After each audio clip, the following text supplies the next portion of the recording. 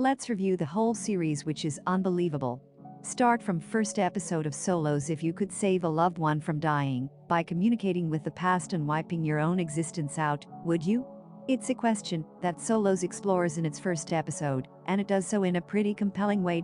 There's a mix of Black Mirror and Room 104 bleeding through here, with the former working well with the twists, and the latter hanging on the one-room concept. The acting of Anne Hathaway is enough to prop this one up, though, and elevate what's otherwise a rather average episode, with the pop culture references to time travel movies a nice nod toward the direction this chapter is taking. Ultimately, by the end of the episode, Lee is seemingly successful in her mission in saving her mother, or at least in changing the timeline.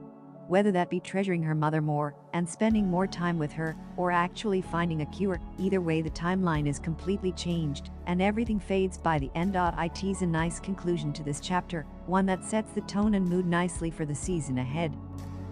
Second episode of Solos Time. It's such a finite resource, and how we use that every day is the difference between a good and a bad life. Family is the most important thing, of course, and love for your family is a priceless jewel that can be replaced. This episode takes place in an unspecified period of time in the future, where androids, presumably, can take over one's life when the time arrives. There's a subtlety to these episodes, with lots hidden details in the dialogue. Tom's coughing and mentioning he only has 4 to 5 months left hints that he's seriously ill and hanging on lymphoma when talking about Wilder only reinforces that. It's these little details that help make Solos such an enjoyable watch. However, it's also still a one-set show, and more a showcase of acting talent than an outstanding sci-fi piece. At least for now. It'll be interesting to see if these episodes all tie together, but either way, Solos bows out with another decent episode. Third episode of Solos. The recurring theme in this anthology seems to be time. Specifically, the passing of time and making the most of every moment on this planet.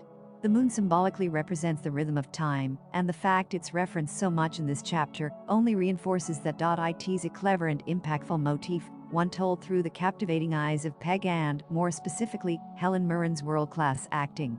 The entire 30-minute segment is beautifully portrayed, with the ups and downs of Peg's life showcased for all to see. Interestingly, this episode ties in nicely to Tom's chapter from before, as we gain valuable world-building hidden in the little details of this dialogue. Specifically, we learn that the other Tom from before is a Remember-bot, and Peg is the grown-up tough-as-nails daughter that Tom raised.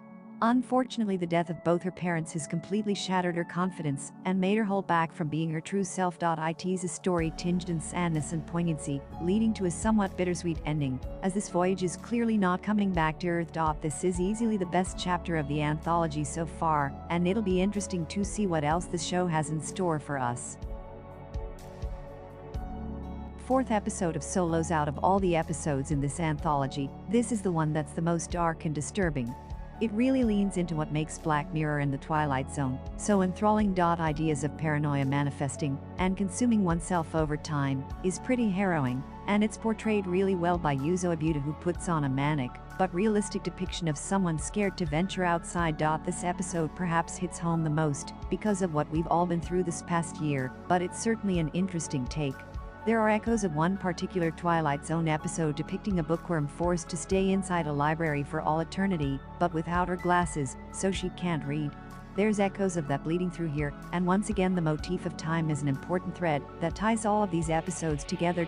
This has been a really good anthology so far, and the episodes work surprisingly well together, painting an alt-future world nicely. Fifth episode of Solos. With more of the Black Mirror influences bleeding through, Jenny is another dark chapter and an interesting blend of sci-fi and melodrama. Jenny's character is very different from what we've seen before across this anthology, and really not all that likable. However, there's definite influences of mental health bleeding, though here in the show does a good job including a number of sporadic and random outbursts across the chapter to confirm that. No one has stopped to help this woman, and whether it be depression, a need to fit in, or even just loneliness, this chapter perfectly exemplifies some of the attitudes toward mental health. However, just like White Bear and Black Mirror, it also challenges our perception of this with a big reveal at the end.